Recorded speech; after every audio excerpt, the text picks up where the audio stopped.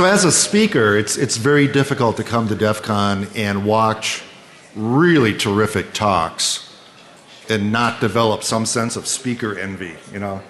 So this is a very humbling thing to do.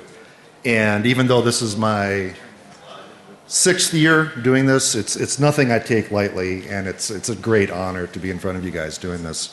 So I'd just like to thank the goons that do speaker ops and Nikita for making this a really great experience as a speaker. So every year at Defcon, something new happens, and I had a new experience this year. I was at Black Hat. Oh, I want to thank the people that came to my book signing at Black Hat as well. I was at Black Hat. It was all done there, and decided to come here to the Rio on Thursday, pick up my credentials, and I went home. I live here in Vegas, and I very innocently took out my materials and I sat down my Black Hat badge on my dining room table, and then I put my Defcon badge next to it, and I looked at it and I go, well, this is really interesting. And I did a tweet, you know, the difference between Black Hat and Defcon in one picture, and I thought it was amusing, but I didn't think it was, you know, that amusing. Well, between retweets and favorites and whatnot, this got reposted like 700 times on Twitter. So my phone was doing this for almost the entire con. It was like warm. So that was a cool experience. It was a very cool experience. So my name is Michael Schrenk. I'm the author of Webbots, Spiders, and Screen Scrapers. I'll be doing a book signing right after this talk at the No Starch booth. So if you have questions, that'd be a good place to hook up. I don't tell people that I write botnets and bots anymore. That's what I do, and I've been doing it for like 20 years. I don't tell people that I do that anymore because I'm either met with blank stares or looks of horror. So now I just tell people I do business intelligence, and that seems to have a better story for people. I've been doing Defcon since 97. Defcon 5 was my first one. And I came out here to cover it for Computer World magazine. It was the first article that I had ever had published. And I started thinking this weekend about the effect Defcon has had on my life. If I hadn't come out here for that, I would have never been published. I would have never got a book deal. All the things that came after the book, all the foreign travel, the speaking opportunities, the gigs that I probably didn't deserve. You know, if Defcon hadn't made me come out to Vegas once a year for 17 years, I probably never would have moved here. You know, it's an awesome thing. It's a very awesome thing. So today, what I'm going to talk about, the name of the talk is You're Leaking Trade Secrets, but what I'm really talking about is organizational privacy. And it's a little bit different than personal privacy because individuals tend to leak identity kind of issues, whereas organizations tend to leak trade secrets. So the message I want you to have coming out of here is that information that you put online, on the web, is not always read by the intended audience, and it's not always used the way it's intended to be used. Now, there's been a lot of awareness for personal privacy, but there's been much less awareness of organizational privacy, and I think that's largely because of the way the media handles it. The media has been really good informing people about things, but less good informing organizations. And I think a lot of that is the types of stories they cover. So in the case of leaked trade secrets, these kinds of stories are always treated as news stories. You know, they're factual, but they don't really teach any lessons. Whereas, you know, there are other reasons, I think, for the press covering personal privacy issues. For example, for one thing, it creates a lot of customers for a lot of advertisers. So it makes good business sense to do that kind of thing. The other kind of thing is that it's just really good content. You know, one of my favorite stories about a personal leak, about a year ago, there was a headmaster at a private school, I believe it's in Georgia, who was let go. And he felt he was let go for the wrong reasons. He felt it was age discrimination. So he filed a suit. They settled out of court. with the stipulation that he never talked about the case. Okay? So what does his daughter do? She gets on Facebook. She was also a student at this school, by the way. And she let everybody know that the case was settled and her school was paying for her summer trip to Europe. So it's great content. It's great content. The other story I really like, too, is that if you're a soldier and if you're stationed someplace where your government says you're not, you should probably remove the geocodes off your selfie before you upload it to Instagram. Yeah, I love that one. But these are great because they teach lessons. And the lesson that this should be teaching all of us is that there is not a piece of software, there's not a piece of hardware that can protect against this kind of stuff. It's an awareness thing, and there's really no substitute for awareness. Okay, so one of the things I'm going to do here, we're talking about trade secrets. We should define what a trade secret is. I've got some examples of unintentional data leaks. And this is really all about business intelligence, because if there wasn't somebody doing things with these leaks, they really wouldn't matter, right? So we're going to look a little bit about how online intelligence is different than offline intelligence. And then finally, we're going to talk a little bit about what can be done to minimize the effects of all this kind of stuff. So what is a trade secret? Trade secrets are intellectual property, but they're very different than patents, and they're very different than copyrights. The biggest difference is that you don't need to publish a trade secret. And obviously, if you did publish one, it would no longer be a trade secret, right? So that's kind of obvious. Unlike patents and unlike copyrights, they have absolutely no expiration date.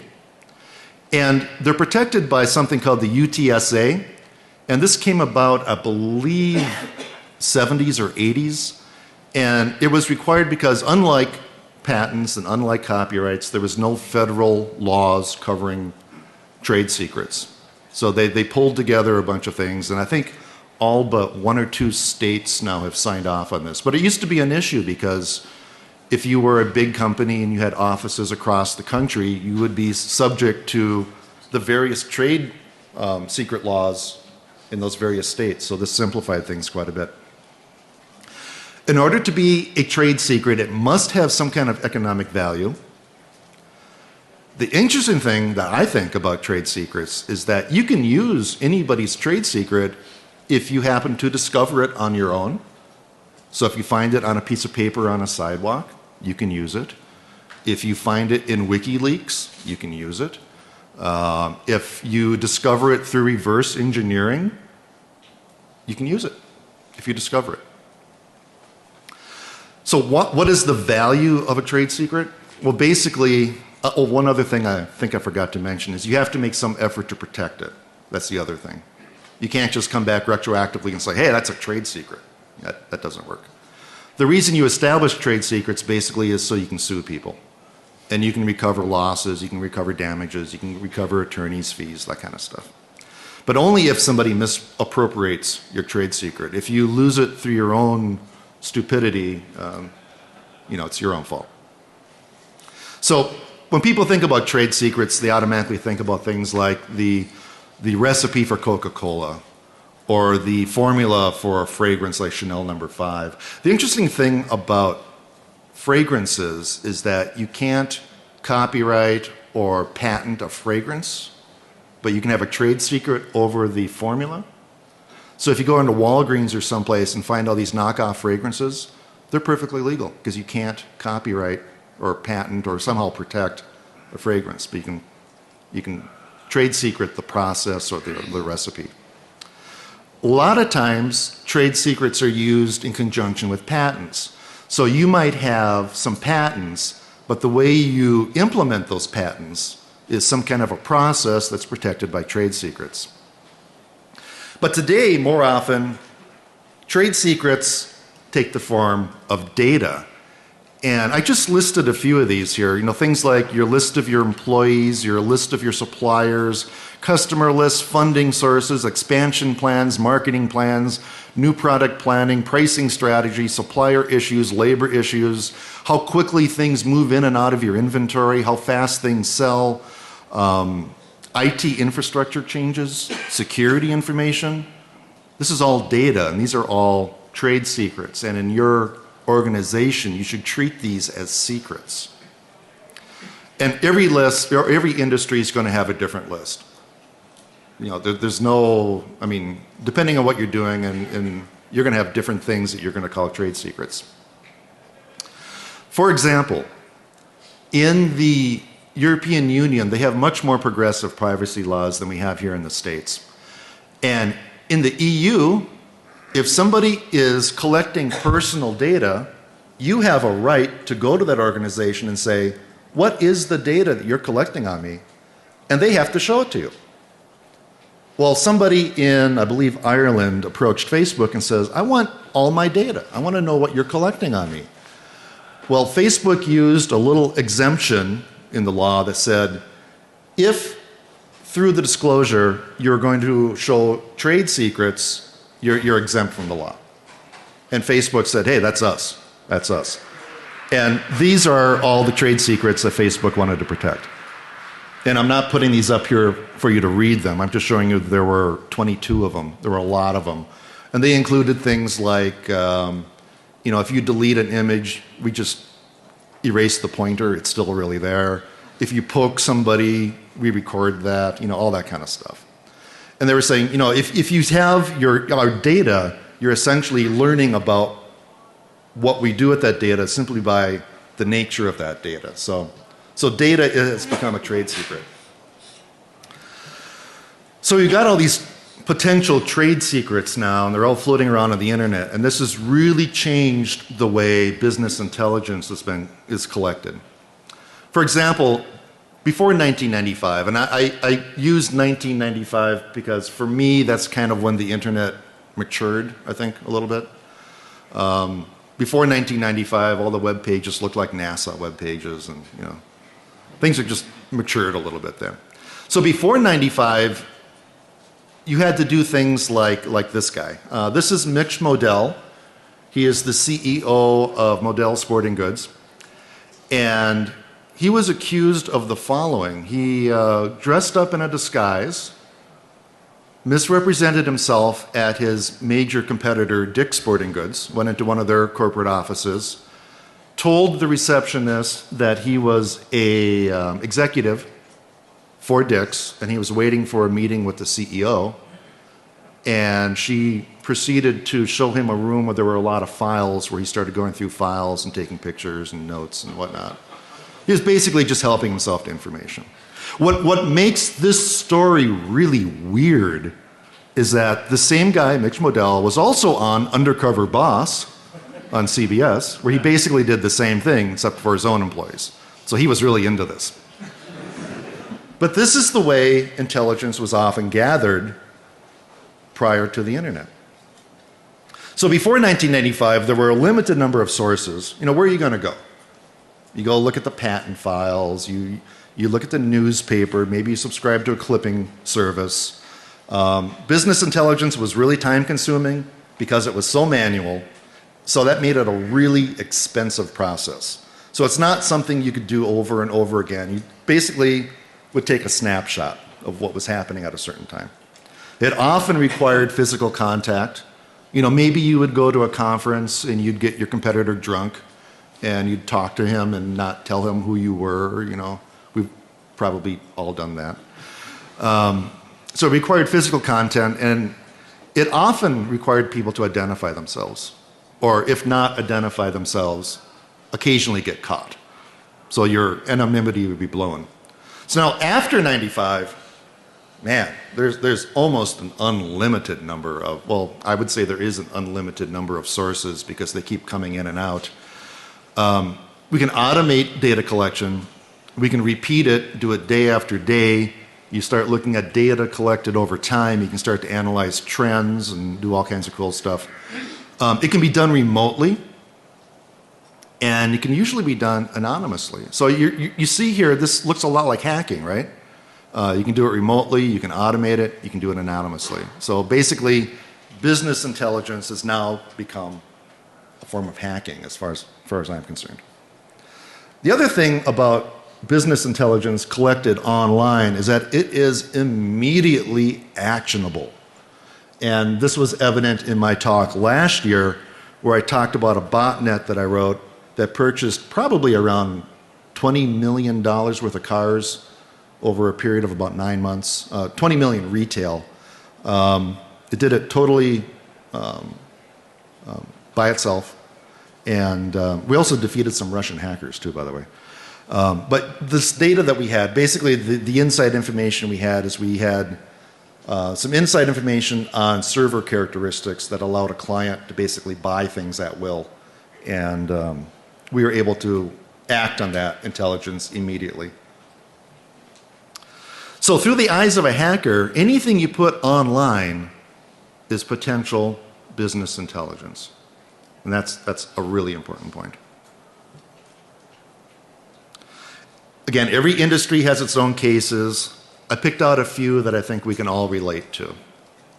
All right, so imagine the plight of an online retailer. So this is what they're thinking.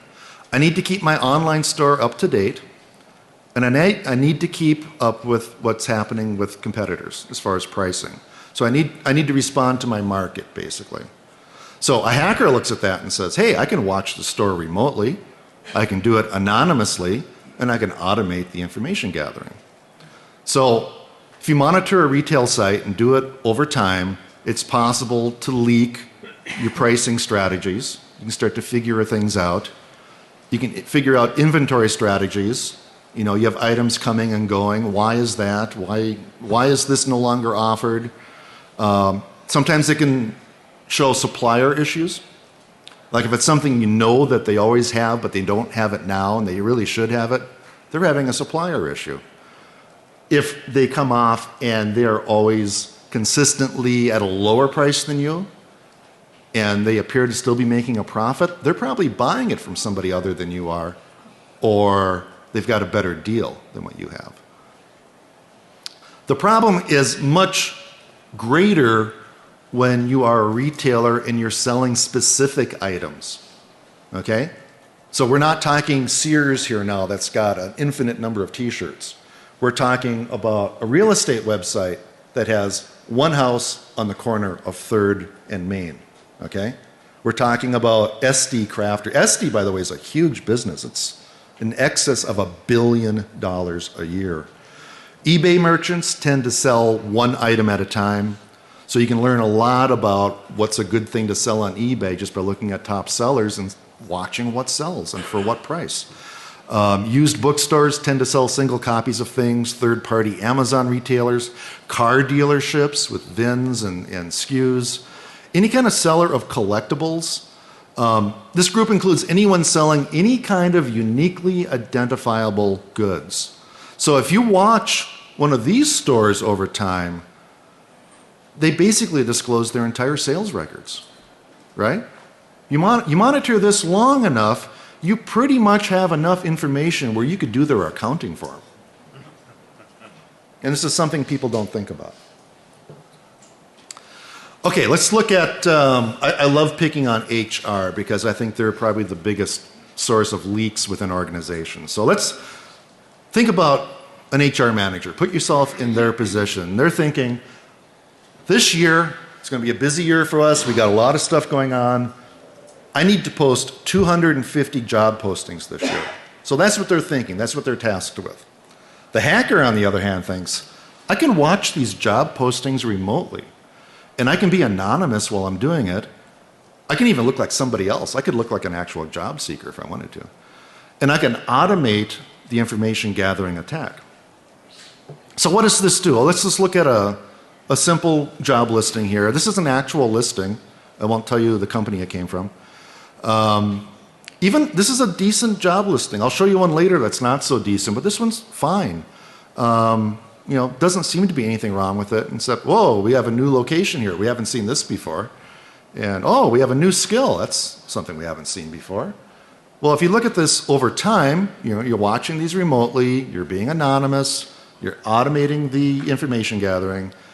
You can start to graph things. You can check out when new postings go out. You can see when new skills are mentioned. You can look at when new locations are mentioned. It's like, oh yeah, they've never hired an HR contract representative before. I wonder what's going on there. And Portuguese, they haven't needed that before. And an office in Puerto Rico, what's going on here? So if you look at stuff, and if you look at how the listings come and go, it starts to paint a narrative where you can start figuring out a company's strategic plans, okay? I've been in a lot of HR meetings. I've never heard anyone say, are we leaking our strategic plans by listing these jobs? You know, I've never heard anybody say that. Let's look at another one. I love this example. I'm going to advertise a vacancy we have for an IT help desk professional. Okay, that sounds like a nice thing to do, right? Well, a hacker comes along and says, well, can I read between the lines to learn how to compromise your network? Well, let's take a look. So this is a recreation of an actual ad. And this was an actual ad from a law firm that I used to deal with. And I saw this published. I got on the phone, talked to one of my friends who was a partner over there and said, you need to take this ad down now. And so you look at it, it looks fine. You know, it's a law firm. And the company overview, little job description. We have an immediate opening for IT help desk professional with mastery of Windows networking and remote access tools like PC Anywhere and phone dial-in systems. This was a few years ago. Talks about the responsibilities. So yeah, I mean, it looks like a nice little opportunity for somebody. And it's like, whoa, what's this? They're announcing they have secrets. They're a law firm. Do they have to announce they're a law firm? No. No, the IT people you hire for law firms are essentially the same IT people you would hire for any kind of manufacturing plant or what have you, right? It's like, oh, they have secrets. We know they have secrets because they're a law firm. We know what kind of secrets they have. They do acquisitions.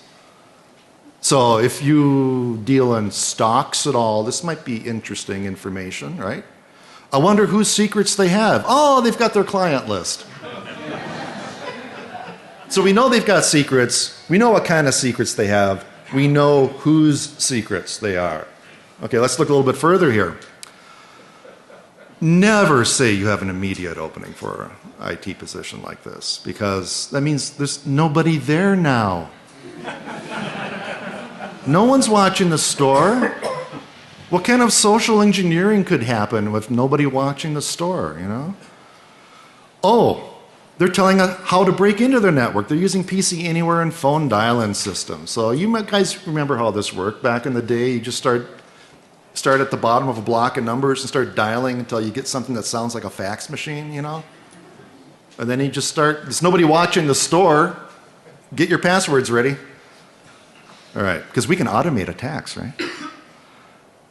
The other thing is that they're leaking the fact that they have problems during remote access. Okay, so social engineering wise, I mean, yeah. You know, and the other thing is, this was the only IT ad they had advertised, and this guy's got way too many responsibilities. Helping attorneys, you know, working remotely, responsible for network security, software install, license management, policy development. Probably has to do some training along the way, right? This guy's overwhelmed, so what could possibly go wrong? What kind of social engineering scenarios can you think of? You know, what I would do is I would call them up and ask them, they'll tell me if this job's been filled, right? Just ask HR. Oh yeah, we filled that. Great. You wait for the guy to get settled a little bit. You pose as one of these attorneys who's remote. You're having problems dialing in. It's 2 o'clock in the afternoon. You've got a surprise hearing at 2:15. You want to settle things out of court. You need a paper from the home office so bad. This guy is new. He's going to do everything possible to help you out. You're in. So be careful what you put in ads, especially IT ads. What was all right. their response to that when you told them? You ever go fishing? Take a hook out of a fish's mouth? That's kind of the response. It's like, what? Really? Yeah. Oh, I see. Okay. They did take the ad down. Okay, sometimes, so basically what we talked about so far is watching websites and building a database over time of changes and whatnot. Sometimes databases are left in plain sight. And that was what happened here. This, if you follow elections at all, this was one to watch because it was so bizarre. It was the senatorial election of 2006 in the state of Minnesota. It was an extraordinarily close election. It was decided by a few votes after a long period in the court systems. There was a lot of shenanigans going back and forth, a lot of accusations of hacking, a lot of servers going down, a lot of weird things happening. But probably the strangest part about this election was the cast of characters involved. I mean, we started off with Al Franken, who is today the junior senator from the state of Minnesota, but probably better known for his days on Saturday Night Live, where he was a writer and a cast member for, I think, over 10 years, a long time. Norm Coleman has a really interesting political background. He started off as, well, his first elected office, he was elected mayor of St. Paul, Minnesota. He changed party affiliations and was reelected as mayor of St. Paul. He later ran for governor of Minnesota, where he was defeated by this guy, Jesse Ventura. He was the incumbent in this race, and he became the incumbent largely because his opponent died in a plane crash 2 weeks before his election. If you remember the crash, Paul Wellstone back in 2006. And then there was a third-party candidate who did pretty well. He got 500,000 votes, Dean Barkley, and he was most well known for being the political advisor for this guy, Jesse Ventura. So it was a very lively election. I believe Ventura was actually the governor during this period. So what happened is after the election, day after the election, Norm Coleman claimed victory. He had the most votes. Not enough to keep the mandated recount from happening. So it went into a recount. After the recount, Al Franken was ahead by about 300 votes. 6 months later, they decided whether or not they were going to count all the absentee ballots. They counted all those, and Al Franken ended up winning by 312 votes. He actually picked up a few. But like I said, there were all kinds of charges of misappropriation of trade secrets. And in such a close election, any little dirt you have on your opponent or anything is gold. Well, along the way, somebody came up with a database of Norm Coleman's political contributors. He had their names, the amount they contributed, where they lived, what they did for a living, their social security numbers. Their credit card numbers. And, the first thing, well, we've been hacked. We've been hacked. Somebody took our database. Well, no, they didn't. They actually put it...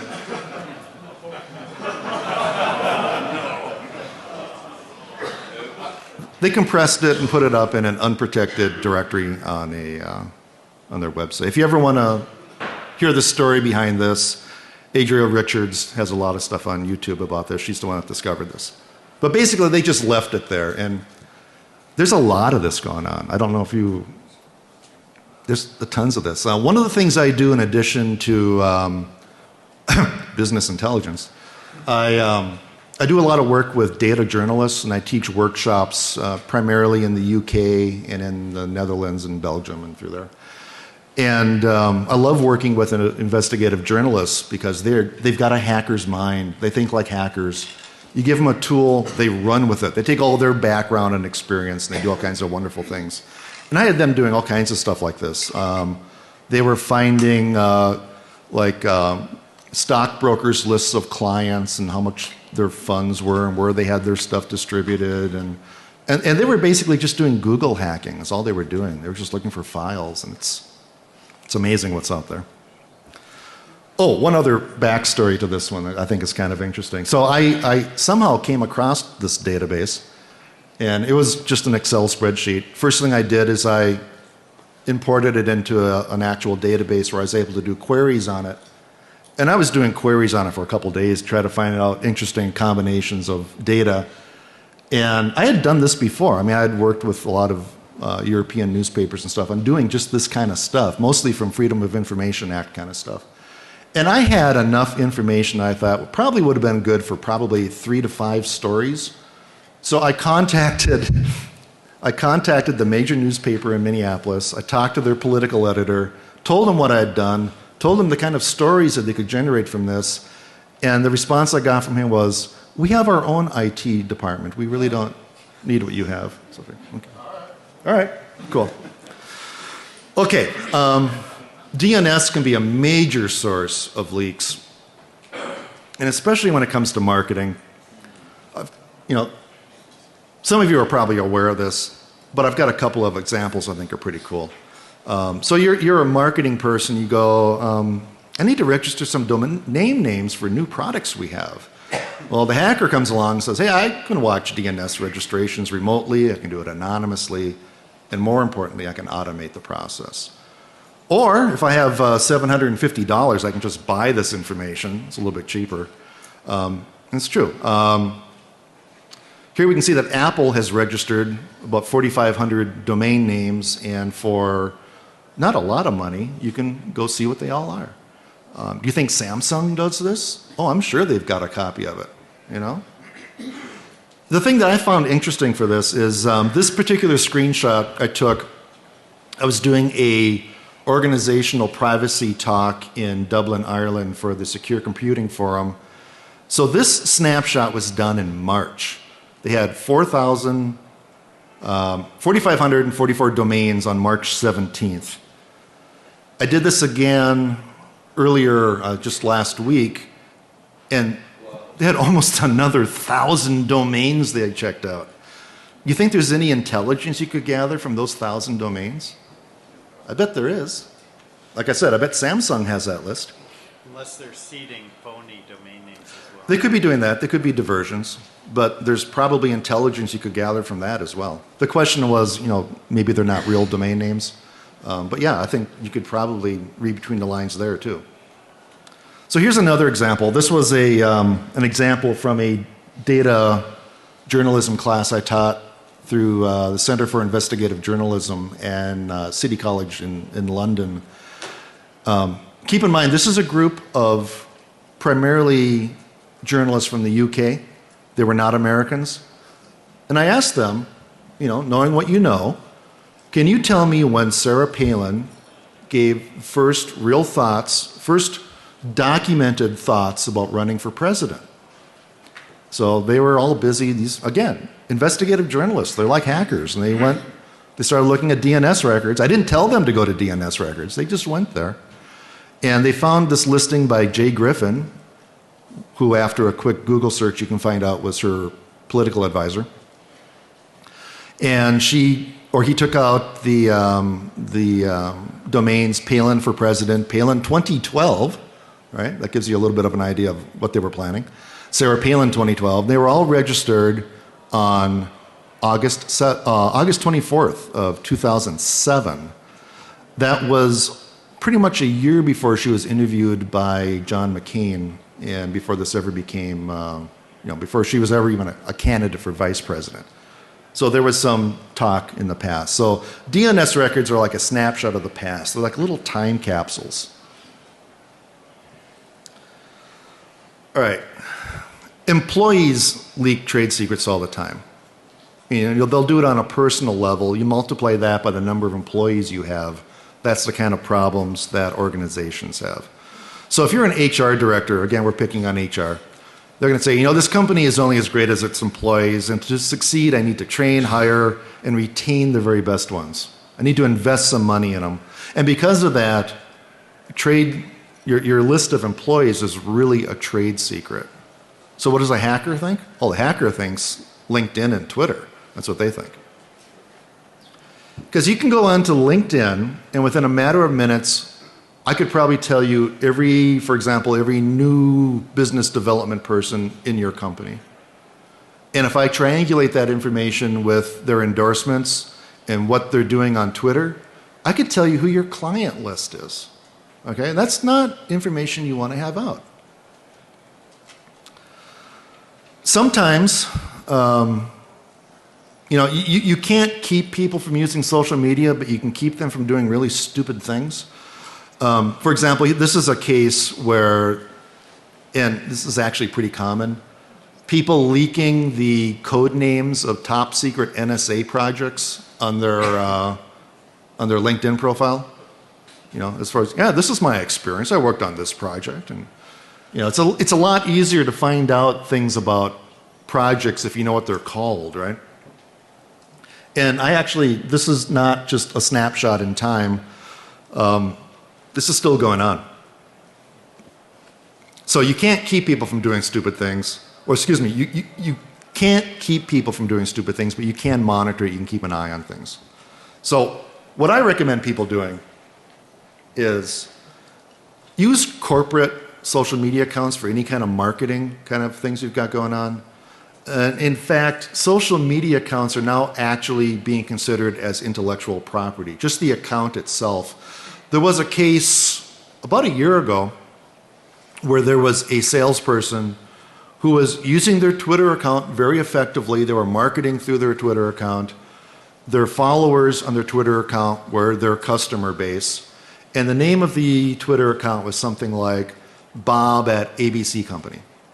Well, Bob at ABC Company jumped ship, took a job with XYZ Company. What does he do? He renames his Twitter handle Bob at XYZ Company. Takes all of his contacts with him. His former employee sues him. It goes into the courts. They won. And they determined that, no, that is not yours. That belongs to your company. So to avoid any kind of thing like that, use official accounts that you have control over if you're going to use social media for marketing. Now, a lot of leaks you really can't avoid. A lot of them are done for the sake of transparency. They're done for regulatory purposes. You know, like and it's actually worth watching these things. You know, watch court records, see when people are pulling building permits. There's a lot of information you can glean by looking at things like, you know, licensing and you know, FCT filings, that kind of stuff. You should also be aware that your competition has the same issues. So to the degree that these are problems for yourself, they're also opportunities for learning out more about your competitors. And what I ask everybody to do is to think about what happens if your website is monitored and if all the changes end up in a database someplace. Would that change what you put on your website? I think it probably would. I strongly suggest, especially if you're doing new product stuff and you're taking out domains for new products, use a proxy. Don't do what Apple appears to be doing. Don't host your own website on your own network.